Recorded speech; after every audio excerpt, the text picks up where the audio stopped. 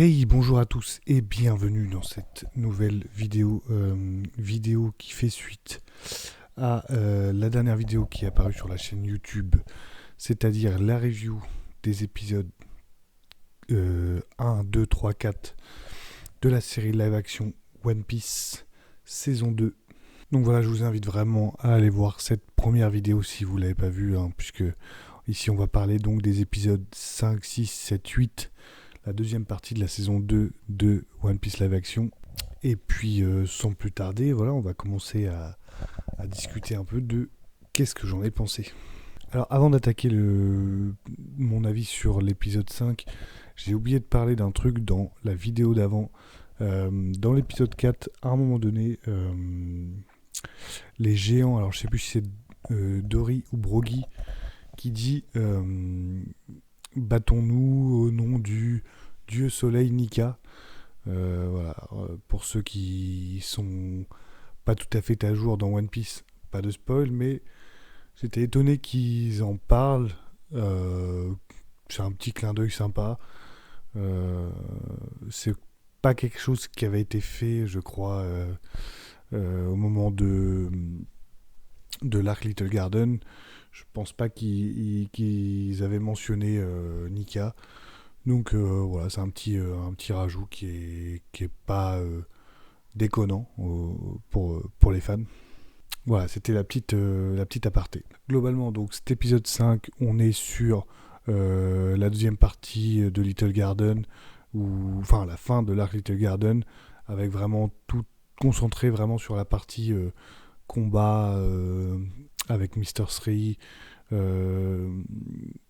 la Miss Peinture, là, je sais plus comment elle s'appelle, Golden Week, je crois, ou Valentine, je sais plus. Non, c'est Golden Week, je crois.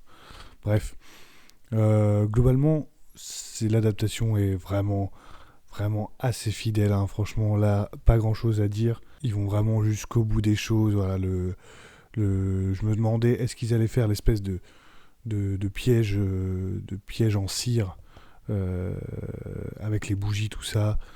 Tout est là, tout est quasiment identique au manga, donc c'est pas mal. Le petit passage avec Sanji, le Mr. Prince et tout y est. Franchement, il y a un peu tous les détails, tous les éléments clés, ils sont là, donc voilà, c'est respecté au maximum. Ça fait plaisir. Et surtout, le personnage dans cet épisode, je trouve que c'est vraiment Usopp qui est mis en avant un peu. Et je trouve que ça marche bien, quoi. Usopp, j'avais vraiment l'impression de voir Usopp. Franchement, autant des fois Zoro, je me dis autant Sanji un peu parfois, mais Usopp vraiment dans cette saison en globalité et particulièrement sur cet épisode, je trouvais que vraiment c'était vraiment du Usopp à 200%, et donc c'est une preuve que c'est une réussite. Donc voilà, pas grand chose à dire puisque de toute façon c'est très fidèle au manga.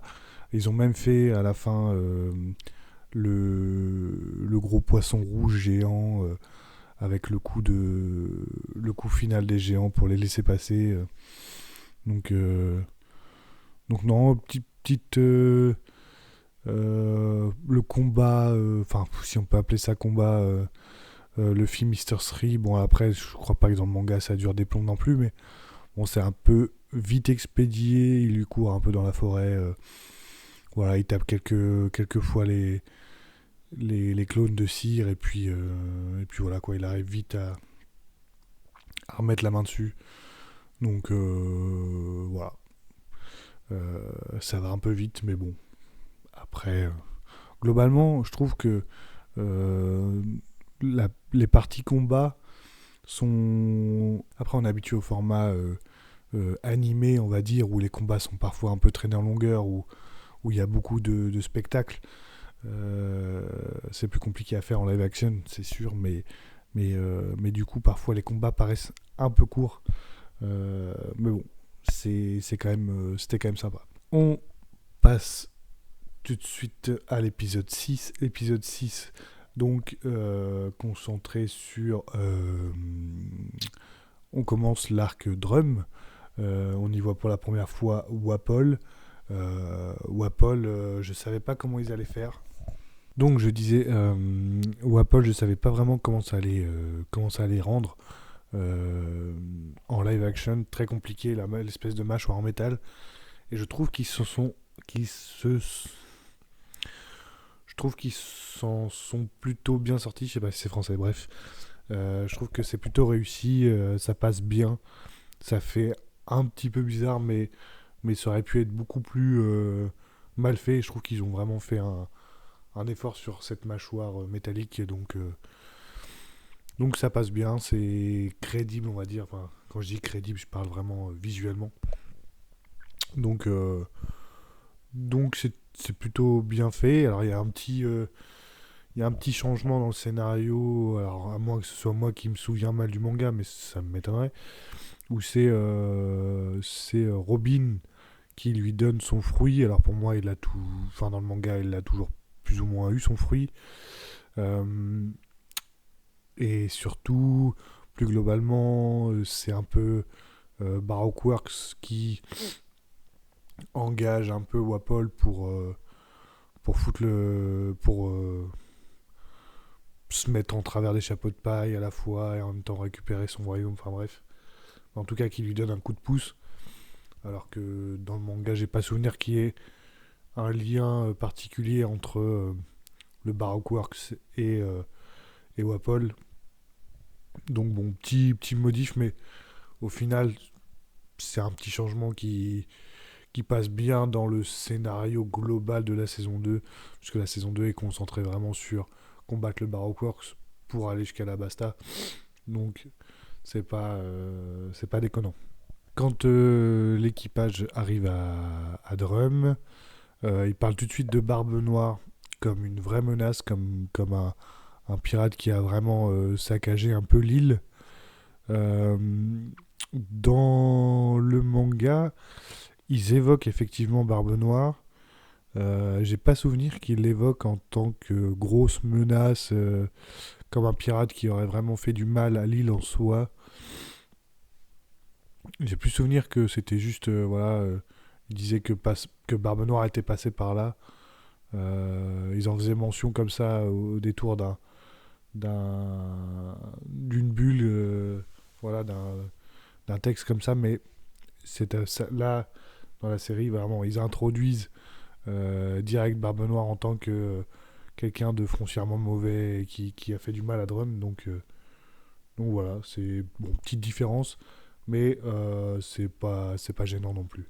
Je me suis même demandé s'ils allaient pas nous le montrer, comme ils ont montré pas mal de personnages dans la saison 2 qui n'étaient pas forcément genre Brooke, Bartholoméo, tout ça, enfin quelques petits persos comme ça. Donc je me suis dit attention, est-ce qu'on va pas voir Barbe Noire? Mais non, ça aurait été peut-être un peu trop. Cet épisode 6 aussi, c'est l'apparition de Chopper pour la première fois.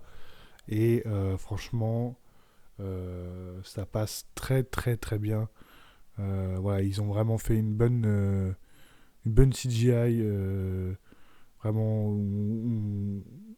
on a l'impression qu'il est vraiment dans la scène. Voilà, ça fait pas 3D moche, ça fait pas effet bizarre. Donc franchement, ce Chopper, c'est vraiment réussi. C'est vraiment le pari qu'il fallait pas louper, je pense, pour, euh, pour cette saison 2, parce que tu nous fais un Chopper qui passe mal à l'écran. Je pense que ça aurait pu en mettre un coup, ça aurait pu vraiment jouer en défaveur pour cette série live action qui a été pas mal critiquée sur la saison 1. Là, j'ai l'impression, alors j'ai pas regardé d'autres avis sur internet, tout ça, mais quelques TikTok, quelques passages comme ça, mais globalement, j'ai plutôt l'impression que cette saison 2 reçoit un meilleur accueil, et tant mieux, puisque ça les encourage à être encore plus fidèles et à s'investir encore plus dans l'adaptation correcte du manga. Donc c'est cool. Et je pense que le fait que bah, ils aient mis des efforts comme sur Chopper, bah, ça aide bien. petite critique. Je trouve que le passage où Luffy grimpe la montagne avec Sanji pour emmener Nami en haut de la montagne, je trouve que ça va un peu trop vite pour moi. En tout cas, au-delà d'aller un peu vite, on n'a pas l'impression que c'était vraiment une épreuve pour Luffy et qu'il en a chié et que voilà, il a tout donné. Voilà, on a l'impression qu'ils attaquent la montagne. Après, on les voit vite fait au milieu de la montagne où Sanji tombe. Et ensuite, ils arrivent là-haut, quoi. Bon. Je pense que ça aurait été plus intéressant de prendre plus le temps de... Bon, déjà, dans le manga, il y a toute une partie avec des espèces de gros lapins ours qui n'ont pas été adaptés dans cette série live action. Bon, c'est pas très grave puisque c'est vraiment juste quelques petits passages avec ce genre de créatures. Mais déjà, il y a toute cette partie traversée, un peu montagne, combat avec ces espèces de gros lapins là. Euh, et justement, c'est là où Sanji se montre vraiment très utile pour couvrir Luffy dans son ascension. Et après, il y a vraiment la partie verticale où, dans mes souvenirs, j'avais vraiment l'impression que c'était beaucoup plus dur, une épreuve beaucoup plus impactante et violente, et que vraiment à la fin, Luffy est vraiment sur ses réserves, les doigts en sang. Alors, on les voit vite fait, les doigts en sang, mais on les voit une demi-seconde. Mais vraiment, il y a des gros plans dans le manga où vraiment il se, il se dépouille les doigts, il est dans le mal, quoi. Voilà, bon, j'ai trouvé que c'était peut-être pas assez retranscrit, pas autant retranscrit dans le sens épreuve souffrance, quoi. Alors, il y a aussi dans cet épisode une espèce de sous-intrigue avec Smoker et Tashigi dans une base de la marine où je crois que j'ai reconnu la Miss Taupe là d'Alabasta. Je crois que c'était elle. Et au bout d'un moment, on voit même une balle de baseball. Il parle de batte de baseball, donc ça fait référence à Mister Four, qu'on n'a pas vu, je crois, qu'on n'a pas aperçu, ou alors j'ai dû cligner des yeux à ce moment-là si on l'a vu. Mais j'ai pas tout à fait compris cette sous-intrigue, à quoi elle sert. Alors, elle est étalée sur les derniers épisodes, hein. Mais dans sa globalité, j'ai pas vraiment compris pourquoi il se rendait là-bas, que faisait Baroque Works là-bas. Voilà. Je crois avoir compris que c'était une base qui servait à intercepter des communications, mais pourquoi Baroque Works avait besoin d'intercepter des communications, bon, je sais pas. Bref, c'était pas hyper clair, je trouve, et voilà. Je pense que c'était pour justifier le fait, enfin, amener subtilement le fait que Smoker aille jusqu'à Alabasta et soit présent à Alabasta dans la saison 3. Mais en tout cas, soit c'est possible, j'ai juste pas compris, soit c'était vraiment pas très clair. Et globalement, malgré ces petits détails-là, pour cet épisode 5, cet épisode 6, c'est toujours un kiff de regarder cette. Pour l'instant, je j'ai pas d'épisode. Voilà, c'est vraiment c'est très sympa à suivre. Je suis toujours, moi à ce moment-là, euh, quand je suis à la fin de l'épisode 7, bah, j'ai toujours envie de voir la suite. Vraiment, sans mentir, il y aurait 20-30 épisodes que ça passe, quoi. On ressent bien l'esprit One Piece et tout, et donc ça fait plaisir de redécouvrir ces passages-là, plutôt que soit se poser pendant une heure ou deux à se refaire des tomes, ou en animé se refaire plusieurs épisodes pendant plusieurs heures. Là, c'est un moyen un peu condensé et, efficace de redécouvrir ces passages-là d'un nouvel œil. Donc franchement, ça fait plaisir. Surtout quand on est plongé dedans et qu'on n'a pas d'éléments qui nous sortent de cette adaptation, dans le sens où on n'a pas, comme dans la saison 1, des gros passages où on se dit mais non, c'est pas tout à fait comme ça.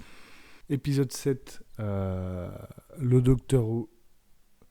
Ah ouais, il y a un petit easter egg, un petit clin d'œil dans l'épisode 7 où le docteur Iluluk chantonne la chanson de Chopper qui sifflote.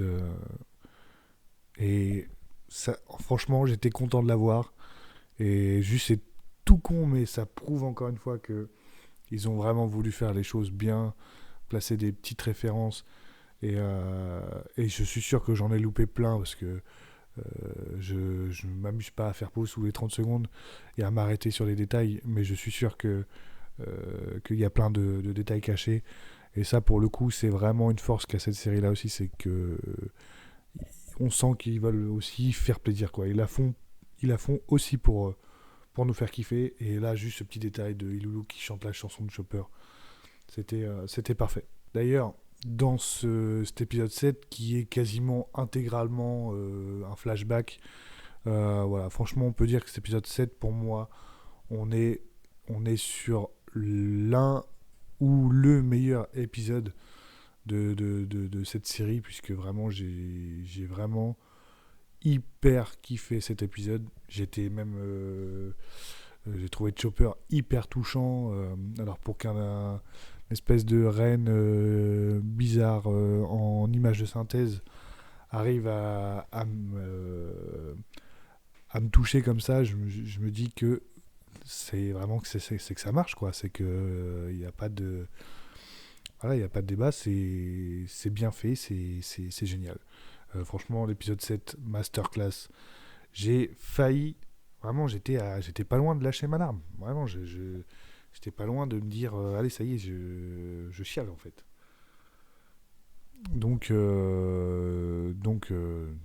Masterclass, rien à dire. Franchement, tout, déjà l'histoire est bien, mais quand elle est sublimée par des, enfin, je sais pas comment dire, mais quand c'est bien retranscrit comme ça, c'est juste hyper kiffant. Donc, euh, donc voilà, pour moi, actuellement, l'épisode, je pense, sur les 2 saisons confondues, l'épisode où j'ai pris le plus de plaisir à regarder, où j'ai vraiment ressenti le plus de choses. Donc voilà, une grosse force à cet épisode 7. Épisode 8, donc, qui est la conclusion de la série et de l'arc Drum. J'avais dit dans l'épisode 1, pardon, l'épisode 1, j'avais dit dans la partie 1 de cette vidéo sur le début de cette saison 2 que je pensais pas qu'ils allaient faire 3 épisodes sur Drum, mais ils ont bien fait. Ils ont pris le temps de faire bien les choses, et tant mieux. Un peu dommage qu'on n'ait pas un petit début d'Alabasta, un petit Mister Two, un petit, je sais pas, ça aurait été sympa. Mais non, mais vaut mieux qu'ils fassent ça comme ça. Au moins, ça nous maintient la hype pour la suite. Euh, donc voilà, 3e épisode sur la fin de Drum. Alors, autant Chopper en CGI, il passe très bien, que ce soit en forme, sa forme, on va dire, de base, enfin, sa forme classique, quoi, ou sa forme reine, vraiment animale, ça passe très bien. En revanche, la forme humain un peu stock, il y a un petit c'est voilà, ça fait un peu déguisement, enfin on sent il y a un petit côté, et c'est pareil avec Dalton et sa forme un peu taureau. Je crois que c'est un peu une espèce de buffle ou de taureau ou de je sais pas quoi là. Euh, les deux, ils font un peu je sais pas, j'ai l'impression de voir un déguisement d'un vieux film des années 90. Euh, voilà, ça fait un peu maquillage de bête sauvage. Euh, j'ai pas trouvé que c'était euh, con- le contraste avec ces deux autres formes est gros quoi. On voit la différence. Limite ils auraient pas. Alors je sais que c'est plus coûteux et que c'est plus compliqué. Ça sera peut-être fait par la suite, mais je trouve que c'est pas. Ils auraient peut-être dû le faire aussi en CGI en fait. Parce que là, la différence est un peu trop marquante entre ses formes en images de synthèse et sa forme en humain. Et voilà, j'ai trouvé que ça marchait un petit peu moins, mais bon, voilà, ça passe. On va dire ça passe.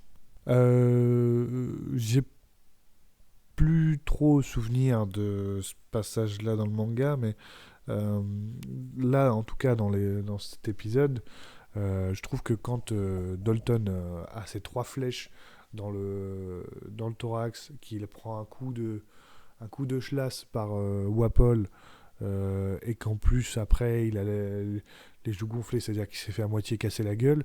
Donc le gars, vraiment, est à deux doigts de passer l'arme à gauche. Et vraiment, le doctorine, là, docteur Correa, vraiment, elle dit je vais m'occuper de toi. Et genre, allez, 5 minutes après, il galope, il est soigné, il n'y a plus une tache de sang, il est en pleine forme, paf, il arrive. Euh, et même à la fin, t'as l'impression que limite, il s'est pas battu, quoi. Bon, je trouve que c'est un petit peu abusé. Je sais pas si c'est autant le cas dans. J'ai pas souvenir qu'elle le soigne comme ça en 2 secondes dans le manga. Mais bon, ça fait un peu à la Dragon Ball, quoi. Je te guéris. Donc voilà. Une médecine très, très efficace pour tout ce qui est blessure, en tout cas. Pareil, quitte à parler d'un peu des effets moches, il y a un passage où Sanji fait un espèce de tourniquet avec ses jambes. Euh, Ouais, ça fait un peu Looney Tunes, quoi. Ça fait un peu cartoon. On aurait dit un effet à la The Mask. Voilà, j'avais l'impression de voir Jim Carrey. J'avais l'impression qu'il allait se retourner et faire Splendid. C'était vraiment limite. Il y aurait eu le bruitage. Je vous mets le bruitage au montage. Limite, il y aurait eu ce bruit-là. Ça collait bien, quoi. Ça fait vraiment un petit peu ridicule. Ils auraient peut-être pu mettre un peu plus. Je sais pas, après c'est compliqué, hein. Je dis pas que c'est facile, mais je dis juste que visuellement ça fait un peu cartoon. Aussi, j'ai pas mal de choses à dire sur cet épisode 8. Il était bien, hein, mais j'ai pas mal de micro-critiques à faire. J'ai trouvé aussi que le pouvoir de Wapol n'est pas vraiment exploité à 100%. Il a le fruit du glouton. Il est censé un peu manger tout ce qui passe. Dans le manga, alors je sais que c'est chiant, hein, de dire dans le manga, dans le manga, dans le manga, mais au-delà de dans le manga, le gars a le fruit du glouton. Et en fait, on le voit manger, on le voit croquer dans une lance. Et c'est tout, quoi. Et en fait, il passe son temps à transformer juste ses bras en canon, en lame, en scie, en je sais pas quoi. Voilà, le fruit, normalement, c'est plus, il mange un truc, il se transforme en ce truc-là. Et voilà, j'aurais aimé peut-être en voir un peu plus, un peu plus de transformation, un peu plus d'exploitation de ce fruit-là, quoi. Parce que là, au final, à part avoir une grande gueule et avoir des extrémités qui se transforment en arbre, bah, je trouve que le fruit du glouton est mal représenté. Pareil aussi, tout le combat se passe à l'intérieur. Alors, c'est une critique qui a deux points. Euh, c'est relou.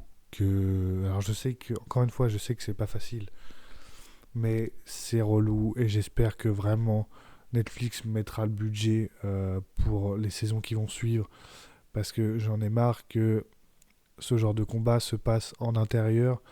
Voilà, le combat dans le manga se passe en dehors du château, enfin à l'intérieur et à l'extérieur, et il se balade dans tout le château. Là, il y a un château, il y a 2 pièces. C'est-à-dire que on voit un grand château euh, et on voit que 2 pièces. Allez, peut-être 3 avec la salle du trône, je sais pas, mais voilà quoi, on voit, ça fait décor, ça fait, ça fait studio, ça fait 4 murs, ça fait cloison, et c'est dommage que on voit pas Luffy courir dans les couloirs, qu'on les voit pas passer à travers 4-5 murs, et voilà, et surtout bah ça gâche un peu, même si elle est bien retranscrite, ils ont fait quand même un effort, mais ça gâche un peu la scène mythique avec le drapeau, où Luffy est sur le toit du bâtiment avec le drapeau. Euh, je, je trouve que là, ils l'ont adapté, mais c'est dommage quoi. Pourquoi pas faire un combat voilà, où il casse les murs du château, il se balade partout, et puis avoir cet extérieur enneigé. Euh, voilà, ça aurait été beau, ça aurait été sympa, ça aurait été un beau final, un bel épisode final. Ça manque un peu de grandiose en fait pour un épisode final d'une série. Voilà, il y a eu des beaux passages dans toute la saison 2. C'est dommage de finir un peu en pétard mouillé dans le sens où c'est un peu cloisonné quoi. C'est comme les monstres que fait l'armée de Wapol qui est transformée en espèce de armée de monstres. Bon, ça fait un peu. Ces monstres-là, ils font un peu Power Rangers, quoi.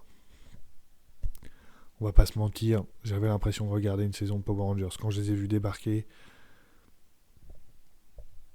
c'est un peu dommage. Vraiment, le dernier épisode, euh, c'est dommage c'est peut-être l'épisode le moins bien visuellement ou en tout cas dans les efforts faits. C'est un peu dommage. En tout cas, bon, et puis c'est pareil, bah, le combat, j'ai l'impression qu'il dure 30 secondes, mais ça va avec tout le reste. Si tu fais un combat dans une pièce, bah, c'est plus compliqué de le faire traîner en longueur.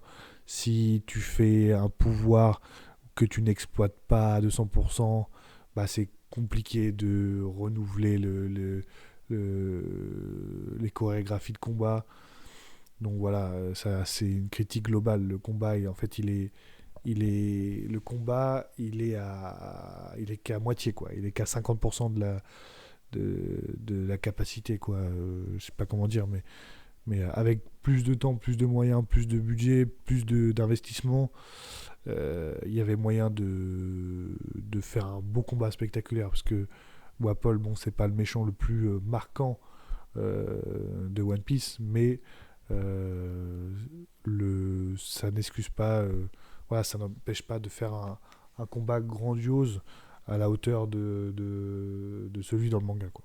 Mais tout, malgré tous ces petits défauts, malgré cet épisode 8 qui est un poil décevant, la fin est quand même bien. Voilà, quand, euh, quand Chopper rejoint l'équipage, c'est touchant, tout ça. Voilà, donc, et j'ai pas parlé d'un truc aussi. Il y a un des personnages qui est doublé par la voix française est faite par le youtubeur Mastu. J'avais un peu peur quand j'avais vu la news. Euh, et au final, je trouve que je l'ai remarqué parce que je le savais. Et que ça m'a sorti un peu parce que je le savais. Après, je l'aurais pas su. Je sais pas si ça m'aurait. Je sais pas si ça m'aurait sauté aux yeux. Je sais pas. Enfin, à l'oreille plutôt, mais je sais pas si je l'aurais capté. Donc voilà, je trouve que. Et puis, pareil, c'est pas un personnage. C'est pas un personnage. Le personnage, il a trois répliques. Donc bon, c'est pas si dérangeant que ça, parce que bon, je suis pas pour. Après, il a eu raison, hein, franchement, une occasion comme ça, même moi, j'aurais du mal à dire non. Mais après, sur le principe, bon, voilà, je trouve pas ça forcément cool de prendre des influenceurs, on va dire, pour faire du doublage, mais aussi pour promouvoir un peu du coup cette série, de prendre des star talent, on va dire. Moi, j'aime bien le vrai doublage, quoi, le doublage avec mes vrais artistes, quoi. Ça c'est la base. Petite remarque à la con, voilà. C'est la deuxième. J'en avais une sur Zoro à l'épisode d'avant. Bah là, c'est sur Sanji. Euh, j'ai remarqué que dans cette saison 2, Sanji n'est jamais en costard. Voilà, je crois qu'on l'a pas vu en costard depuis le Barati, le Sanji. Sans déconner. Peut-être que je dis n'importe quoi, mais je crois pas. Je crois pas. On le voit en polo, on le voit en chemise un peu. Et à Drum, en fait, ça m'a choqué parce qu'à Drum, en fait, il passe carrément tout l'arc en espèce de suite comme moi, là, bon, à Zip, mais en mode. Et du coup, on perd un peu, je trouve, le côté vraiment où Sanji est censé être vraiment un gentleman, toujours bien sapé, toujours la petite cravate, la clope. Voilà, il perd un peu de son aura de Sanji, quoi. Le personnage est cool, est bien dans la série, mais le fait qu'il soit jamais en costume, il a sa petite clope, mais vraiment c'est assez rare. Voilà, c'est une petite remarque. En fait, ça m'a sauté aux yeux vraiment au dernier épisode. Je me suis dit mais purée, mais c'est vrai qu'il est jamais en costard ce perso-là, quoi. Donc voilà, petite remarque à la con. C'est à peu près tout sur mon avis épisode par épisode. Ah oui, puis non, il y a aussi bah, la toute fin, moi j'en ai un peu parlé, mais la toute fin où on voit Crocodile. Je suis mitigé. Je suis mitigé. Alors je sais que je suis chiant, on va dire que je suis chiant. En vrai, je peux pas critiquer puisque c'est visuellement c'est Crocodile. Voilà, et le gars il a la tenue, il a la tenue de Crocodile à la Basta. Il n'y a pas à chier. Voilà, on peut pas retirer ça. Voilà, c'est Crocodile visuellement, il n'y a pas de débat. Mais au-delà de ça, euh, si je dois faire un peu, si je dois être un peu tatillon, on va dire. Euh, c'est un personnage Crocodile qui pour moi incarne un peu la classe à l'italienne, voilà, qui est censé euh, représenter une certaine badassitude, un certain aura, tu vois.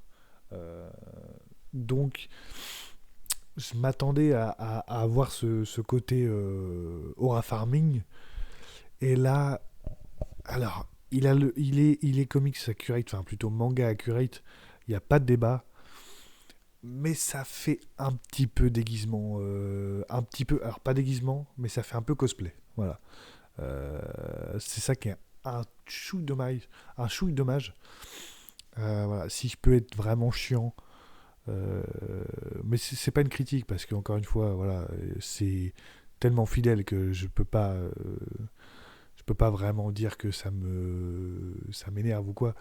Non, mais c'est juste, c'est dommage qu'il n'y ait pas un petit peu que le costume soit pas un peu plus classe, un peu plus travaillé pour que ça fasse moins euh, cosplay et, et déguisement, mais un peu plus, voilà, un peu plus film, quoi, un peu plus, on se prend en sérieux, grosse mafia, voilà, le crocodile avec le gros cigare, la grosse cicatrice dans la gueule, et le costume italien et tout, genre en mode vraiment aura farming, quoi. Là, il manquait un petit peu ce côté-là. Après, peut-être que ce sera quelque chose qui sera un peu plus... qui sera peut-être un peu mieux fait dans la saison 3. Mais bon, euh, c'est encore une fois, c'est un peu du chipotage. Euh, je vais m'arrêter là, puisque à chaque fois je vais faire court, à chaque fois je fais 40 minutes. Mais je termine juste en disant que globalement, j'ai vraiment apprécié cette saison 2, beaucoup plus que la saison 1. C'est vraiment la saison 1, j'étais un peu en mode, allez, 5 sur 10. Et là, je suis vraiment plus sur un 8, 8,5, ouais, un bon 8,5 sur 10 sur cette saison 2. Donc vraiment, il y a vraiment eu un glow-up globalement, à part un peu l'épisode 8 qui baisse un petit peu en niveau, et peut-être l'épisode sur Whiskey Peak, alors je crois que c'est l'épisode 3, qui est pareil un peu long pour rien et un peu cloisonné, cheapos aussi. Autant j'avais tendance à dire on s'en fiche un peu parce que c'est Whiskey Peak et c'est pas très important, autant Drum ça me fait un peu plus chier. Voilà. Je suis peut-être un peu plus attaché à Drum qu'à Whiskey Peak, donc ça m'a un peu plus embêté. Voilà, c'est à peu près tout ce que j'avais à dire sur cette saison 2 au global de la série live action One Piece, et surtout très très hype, très très hâte de voir cette saison 3. Voilà, concentré, je pense, principalement sur Alabasta. Est-ce qu'ils vont faire, est-ce qu'ils vont faire 8 épisodes sur Alabasta? Pourquoi pas, j'ai envie de dire pourquoi pas. Après, en termes de rythme sur l'ensemble du manga, putain, s'ils font vraiment une saison par arc, les gars, ça va être...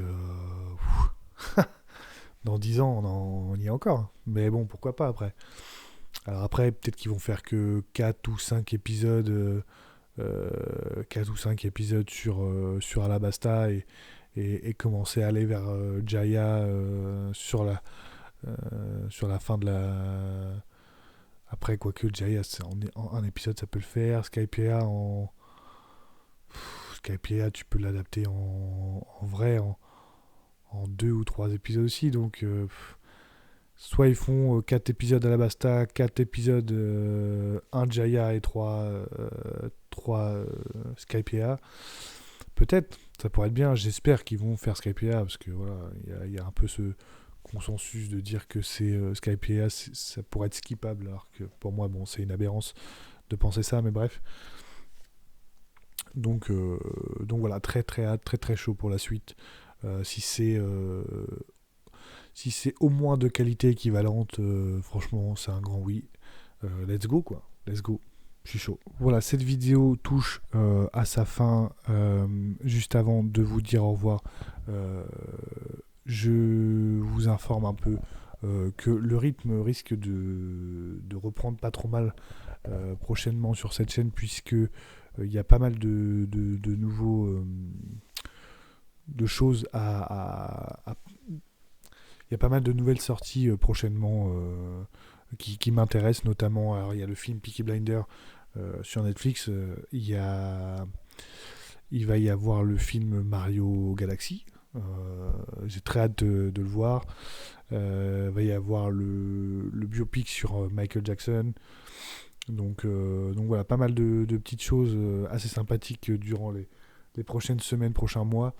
Donc j'espère que j'aurai le temps de vous en parler sur cette chaîne YouTube. Donc si jamais ça vous intéresse et que vous voulez pas louper ça, bah, il vous reste juste à vous abonner. Et puis surtout, n'hésitez pas, bah, comme d'habitude, à me dire ce que vous en avez pensé dans les commentaires.